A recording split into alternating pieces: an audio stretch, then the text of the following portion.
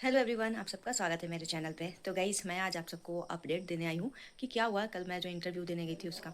तो गाइज़, मेरा इंटरव्यू बहुत अच्छा गया था और उन लोगों का फीडबैक भी बहुत अच्छा है, क्योंकि उसके एचआर ने मुझे 2 या 3 बार कॉल किया था घर आने के बाद। फिर मैंने रिसीव करा और बात करी। गाइज़, हुआ ये था ना कि मैं जिस ऑफिस में इंटरव्यू देने गई थी वो एक मैट्रिमोनी है। मैं कंपनी का नाम नहीं बताऊँगी क्योंकि आप जानते हो कुछ प्रॉब्लम्स हो सकते हैं कुछ, इसलिए मैंने वो नाम नहीं बताऊँगी। लेकिन बस मैं ये बता रही हूँ कि वो एक मैट्रिमोनी ऑफिस था।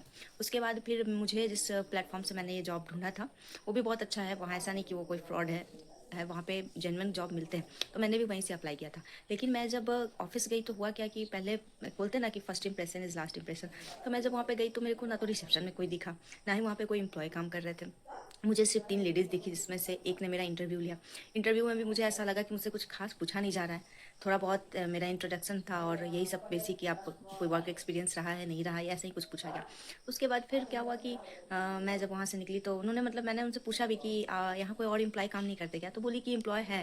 तो मुझे फिर लगा कि चलो अब हो सकता है आज सबका वीक ऑफ होगा या कुछ रीज़न से नहीं बुलाया गया होगा।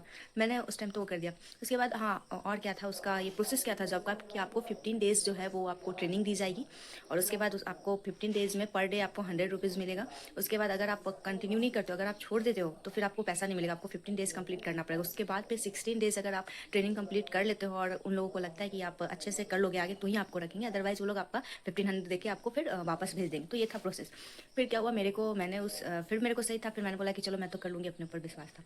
फिर जब मैं घर आई, हाँ, तो फिर मैं जब घर आई तो मैंने ये सोचा कि यार ये लोग मतलब उसके बाद ट्रेनिंग का टाइम क्या था मैं आपको बता देती हूँ। आपको 15 डेज़ तक 10 बजे से लेकर के 6 बजे तक आपको ट्रेनिंग करना होगा। और सोचो आप 10 से 6 का वो लोग मुझे पर डे का सिर्फ 100 रुपये पे कर रहे थे। तो मुझे ये सही नहीं लगा। उसके बाद मुझे थोड़ा सा डाउट हुआ जब जैसा कि मैंने आपको बताया कि ऑफिस में ऐसा ऐसा सीन था।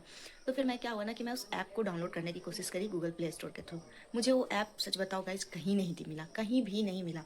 जबकि कितने सारे मैट्रिमोनी वहाँ पे ऐप जो थे वो थे, लेकिन वो ऐप नहीं था। उसके बाद फिर मुझे वहाँ पे भी और ज़्यादा डाउट बढ़ गया। फिर मैं क्या करी ना, मैं मतलब गूगल पे जाके सर्च करा।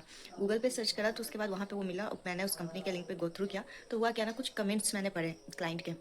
उस तब क्लाइंट ने वहाँ पे कुछ मैसेज लिखा हुआ था कि ये कंपनी बहुत फ्रॉड है, पैसे लेती है शादी करवाने के नाम पे, एम्प्लॉयज़ इसके बदल जाते हैं। आप जब बात करते हो किसी और से, उसके बाद आप कुछ दिन के बाद ऑफिस विजिट करते हो तो एम्प्लॉय चेंज। तो मुझे लगा कि यार ये 15 डेज़ का कोई ट्रेनिंग नहीं है। इस 15 डेज़ के पीरियड में आपसे कॉल करवाएंगे और कॉल करवा के आपसे क्लाइंट विजिट करवाएंगे। और जब आपसे हो जाएगा तो फिर आपको 1500 दे के फिर आप कुछ बहाने बना लेंगे, बोलेंगे आपसे नहीं हो पा रहा है, हम आपसे सेटिस्फाइड हैं, फिर निकाल देंगे। सोचो आप मतलब, और आपको पता है कि कितने चार्ज करते हैं क्लाइंट से, 20,000 25,000। और एम्प्लॉय अगर वो काम करके आपको दे रहा है तो उसको बिना ये बताए कि वो फ्रॉड करवा रहे हैं उससे।